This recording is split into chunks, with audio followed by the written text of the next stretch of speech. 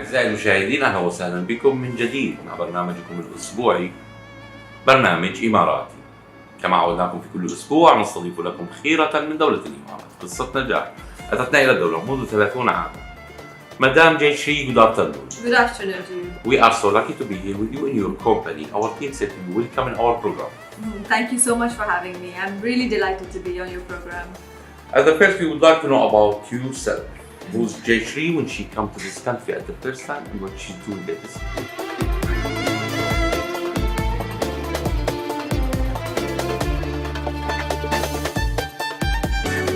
I came to Dubai first in the early 1990s. I was already qualifying to be a lawyer, so I wanted to see what the legal landscape was here like, and there were not that many Indian, Asian, female lawyers in some of the big law firms that I really wanted to join. So it was very interesting for me. I learned a lot very, very quickly because everybody in the government was very accessible, and I was very lucky to work in the oldest Middle East law firm at the time called Fox & Gibbons, where my partners would go hunting and fishing with some of the sheikhs of Dubai, and I was left in the office to work, of course, but it was also very exciting times for me to be here at that time. Let's talk about first time you start your business or the business in general as an employee, when it was. 1995. So I started in 1995, as I said, with Fox & Gibbons, which was later acquired by what is one of the world's largest law firms called Dentons. I was a junior associate, and I worked for 4 partners who had very different personalities and who taught me a lot and who sent me to every government department every day for many hours. So I learned the law really very quickly because at that time there was no real law school for foreign lawyers who were coming into the country.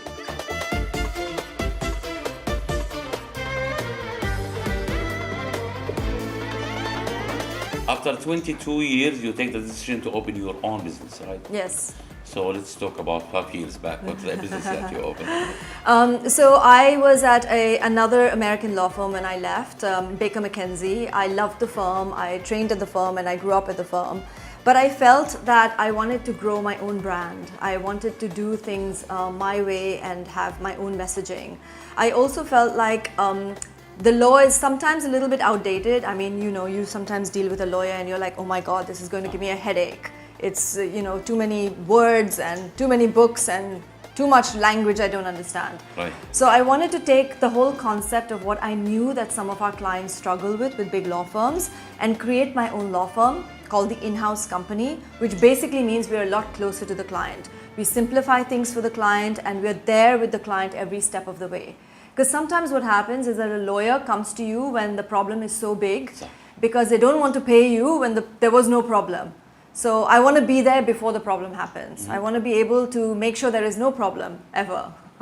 When we talk about businesses that you are focusing on, so we can say that's all kind of help that in legal department you can support you with it. Yes, so we also, so basically we would be an extension of the legal department, because again, legal department in some of the people we work with, like some of the governments, like Abu Dhabi Government Corporation in real estate or Dubai Oil and Gas Company, would be very stretched. So they would have too much work, they may not be able to devote a lot of time and attention to a complex project, and they may also want my help to coordinate and manage a lot of lawyers overseas for, say, if we are buying 5 companies, one in Belgium, one in Houston, things like that. When we talk about companies or the department of companies here, so we can say that free zone, there is LLC companies, there is many kind, in every Emirate different rules, so we can say it. So how you can follow up with all these rules? Well, you have to be smart and you have to be good. I mean, when I came, there was Jabal Ali Free Zone. And now I think the last time we counted, there's more than like 51 different free zones in the UAE.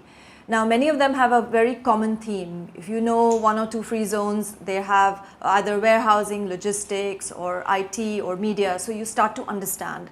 But you have to keep in touch with the people. So I think one of the good things that I, again, wanted to do as the in-house company is create that whole network, create that whole communication channel between clients and free zones, because we do set up a lot of companies. I mean, we are bringing a lot of investment basically into the UAE. When we talk about UAE, so we're talking about the hub for the world. So all the world have connection here. So the agreements, it's so high, or there is many agreements, it have to be between the countries, right? And companies. Yes. So yes, they do. Yeah. So also you can supporting with ideas of how we can contract between customers or between two big companies, so you can make an agreement for them or contract? Yes, so what we do is we help two big companies either do, say, a joint venture. So let's say there is a car manufacturer in Dubai, or there is a UAE, Emirati company that wants to do a special type of car in Dubai, and the technology is in the US. So that US company might want to come and joint venture with us here. But our landscape in the UAE, we have different cultures, we have different land issues, we have different company law. So we need to bridge that gap. Right. So sometimes I feel like the cultural ambassador, you know, when I have American companies or Swedish companies or Belgian companies, I have to also explain them how it works here. You can't just come here and say, yes, I'm going to do business. You need to understand how the law works. Start from scratch, it's easy, but sometimes we join a company that's already have an agreement, have some issues, and we need to rebuild it again. So it will Yes. be harder work. Yes and no. I think sometimes if there is an established business, that's a really good question actually. Sometimes there is an established business and if it's doing well, it's easy to build on it. But if there is corruption in the business, or if there's fraud in the business, or that is not right, then no, then we advise that maybe you need to take the assets of this business and move it somewhere else. Your connection will be with the founder direct or the owner direct or the team of this company.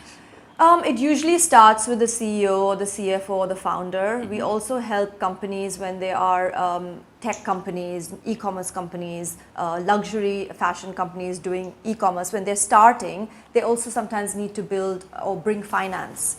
So at that time, we might start to work with the CFO or the CEO or the founders, and then slowly we engage with the team. So that's the other thing I like, because sometimes the CEO is too busy and our work needs to get done. So I need to make sure that everyone in the team is connected to me or somebody in my team. I mean, we are a small team here at the in-house company, but everybody understands that the client comes first. That is what we believe in. Sometimes we need to visit the company if it's out of this country to make sure that we are in the safe side if the company wants to join any company here. Absolutely. So you need to do your due diligence. We also run money laundering checks. We do a lot of KYC checks. Again, many of this is mandatory by the UAE Central Bank anyway when you're doing business with someone else. But sometimes, yes, we do advise or we go with the client to check the facility in some other country to make sure it exists and make sure the technology that they're telling us is actually there. The team, you have it around 10 people, so how do you keep them up to date for the rules over the world? So number one is we work in open plan. So they always hear me talking, shouting, screaming, negotiating. So it's a very good way to communicate. We do a weekly blog, and I also do a weekly video on LinkedIn and Instagram and everything, telling people about what the laws are and what's changing. When I came to Dubai, I would have to read the Gulf News or the Khaleej Times to know what the new law was. So we as lawyers would find out what the law was sometimes after the law was passed. Right. Now it's much easier. You have lots of online tools, you have the official gazette is printed, so it's easier to navigate the law. And things change very quickly. Like for example, the DIFC LCI arbitration just got abolished. And all of that arbitration had to be moved to Dubai International Arbitration Center, right? So these things happen quickly and you have to react quickly. So when we talk about before Corona that you start your company, but when Corona came, it was against or with you? So you see how we work. We work in a very flexible environment. Our people are here 3 days a week, even now after Corona, and 2 days a week from home. So we didn't really stop. And we felt that there were a lot of new and more complex issues that came up. Because people didn't have pandemic, say, in their contracts to say that I don't pay you for a contract if there's a pandemic, right? This is all new. We never had it before. So there was a lot of big value disputes that were coming up. People didn't know what to do with it. So we were actually quite busy trying to solve problems and see how to solve problems, because nobody knew when it would end. Nobody knew if the government would come up with some rules, and people were losing money. So it was a good time for lawyers, I think. But after Corona, there is many industries is finished. It's not working anymore, right? Absolutely, yeah. So what's the solution that you find for these people? We don't find the business solution for them. We tell them how to mitigate their loss. So, for example, we had a client that was in the sporting business, and they took a very, very large facility in Dubai, but there just wasn't the demand anymore. because that sport was saturated. There were too many people doing it. They had paid too much money before Corona for the land. Yes. So we had to find a way. Sometimes you have to say, okay, I failed. This is not working. I failed. I need to move on. I need to put my money elsewhere. So part of our business when we, like say around like 2022 was closing down bad businesses, liquidating them, and then advising the client what to do. Do you still want to be in the region? Obviously the region is booming, right? Everyone is coming to Dubai still. There are so many new companies we are setting up in Saudi Arabia, Abu Dhabi, Dubai all the time. So what do you want to do? How do you want to structure this? And the one thing I would say is that a lot of people, this is what I said to you earlier about the cultural gap. What people don't understand is Dubai is not like a ship that keeps moving. It is a permanent place here. And you need to be fully committed to the region. So if you come and you set up your company and you have one employee here, it's not going to work. So that was the other lesson I think a lot of people learned. I would like to ask about the developer and contractor. They have big issues always in their businesses. So how you can find solutions for these people? So I think there the law can help. I think that here is one of the aspects of the law where perhaps we need to find some way to rate developers. We know some of the developers that always deliver their projects. We know some of the contracting companies that always default. Or we know developers who basically have not been able to show up and deliver. So I think here is where if we had perhaps some new laws or more robust laws in the country, because this is a growing area, right? It's not very long ago that we were allowed to buy our own land, construct, or use that land. But I think also I was talking to one of my developer clients, and his strong view was that don't give parcels of land to individual people to develop a building. Try to build master communities. I think that is the way the UAE will flourish, if we build many more master communities that actually are linked and all the systems are linked. Blockchain, many people asking the government to have it or to start with it in this community. Do you think it will worthy with us?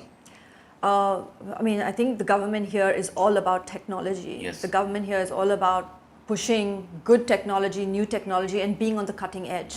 So first it was like Malta or Estonia and all these other places, right? Why do you think everybody moved here? Because obviously the government is looking at the Virtual Assets Regulatory Authority. They're looking to regulate, but not to be so strict that nobody can do any business. So I think, again, Dubai has a lot to gain because places like Singapore, places, as I said, like Malta have become extremely difficult to navigate. Too much regulation, no clarity. So yes, I think blockchain does need to be adopted, but then there are also lots of crazy things around blockchain. This is for money lending, so that's so I think we need to be careful here that we maintain our reputation. We need to maintain our reputation as a good, thriving economy that promotes business but understands when it's not good business, you see. And that's sometimes my work. So sometimes it is my work to also differentiate a good product and a good business line versus a really poor business line with people with the wrong vision. We don't work with people like that, and we tell them the risks of coming to the region and working like that. How you keep your customer with their brand or the branding, how you keep it safe? You mean in terms of our own technology? Yeah, so we have, obviously we work on systems that keep our, nobody is free from attacks these days, as you know. We've had a lot of cases where clients have said, don't send us an email, we've been hacked, etc., etc. So we're like, oh my God. So we have to maintain different levels of security. Nothing is ever foolproof because, people in that industry, in the hacking industry, are getting smarter and smarter as the days go by. But we hope we can keep, client data safe. Personally, Madam, who built your character? Oh, wow, that's a really good question. I think my mother was obviously a very good role model because she managed everything. So she was Wonder Woman. I think many of us feel the same way about our moms, right? Because they were able to manage work and kids and everyone. But I was quite lucky early in my sort of my journey coming to Dubai, and before that, I trained with an amazing firm that helped me find my place here. And when I left India, because I moved directly from India here, the firm also gave me my laptop and said, look, you work with us till you find your feet and till you find where you're going to work. So that was my first boss, I would say, who was a big impact on me. And I would say like the 4 partners that I worked for when I first got here, they had a huge impact on me because they were 4 very different personalities, but they all believed in me and they wanted the best for me. They wanted me to be much better, every one of them. So they have their differences, but they wanted me to excel. And I think that's very rare now. I feel like in a work environment, I think the way this country will thrive is that if we let other people grow, if I can call it that. I know in big firms there is still that problem. And I want to make sure that I can support and mentor people like I have been mentored. Many newcomers coming here to find their opportunity as an employee, or even if they are investors, but they are need an advice from the people who have fair enough experience, same like you. What you will advise them before they come here? I would say that Dubai is a great place to live. Work here for the right reasons and come for the right reasons. Don't think that it's an easy ticket to be rich. If I travel somewhere and people say, the taxi driver's like, you're from Dubai, oh, you must be very rich. So there is that feeling that everyone here is like, multimillionaires. But what they don't see is you and us and how hard we all work. And the fact is that the country and the rulers of our country have supported the framework for entrepreneurship. Right. You see? And that's what I would tell people, that this is a country where you come, you can be an entrepreneur, but you need to be honest, you need to be true to yourself, and you need to embrace the culture. Finally, this country which have a concept, we cannot find it over the world, the security here. We can say the safest country in the world, we can say UAE. Starting from His Highness Sheikh Zayed, the one who built this country, and his son make UAE number 1 in the world. So what you will say for UAE leaders and government for all this opportunity that we have? Well, I am most grateful. It's incredible that we have this opportunity. It's incredible that our children can be out in the middle of the night and we're not worried about them. It's incredible we can leave our cars unlocked. I still leave my car unlocked. I have to think about locking my car still. Right. And, I think that we take it for granted. We take the security, the peace and the harmony that we live in for granted. And I don't think there's any other place, frankly, in the world. We see all of our children coming back from studying from outside, wanting to finish their education here. And you can see that live. You can see so many family businesses have all their children coming back to the country and joining. And there must be a good reason for that.